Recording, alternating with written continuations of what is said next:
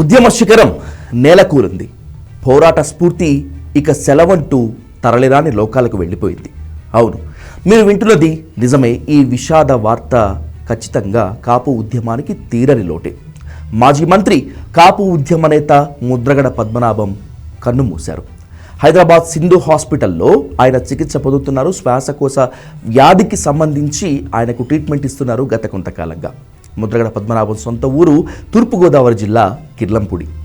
70 ఏళ్ల వయసున్న ముద్రగడ పద్మనాభానికి ఓ కుమారుడు, ఓ కుమార్తె. 1953 జనవరి 22న ముద్రగడ పద్మనాభం జన్మించారు. 1978లో జనతా పార్టీ ఎమ్మెల్యేగా గెలిచారు. 1982లో టీడీపీలో చేరారు ముద్రగడ పద్మనాభం. టీడీపీలో ఎన్టీఆర్ క్యాబినెట్లో, కాంగ్రెస్లో చెన్నారెడ్డి క్యాబినెట్లో మంత్రిగా పనిచేశారు ముద్రగడ పద్మనాభం. 4 సార్లు ఎమ్మెల్యేగా, 2 సార్లు మంత్రిగా పనిచేసిన అనుభవం ముద్రగడ పద్మనాభానికి ఉంది.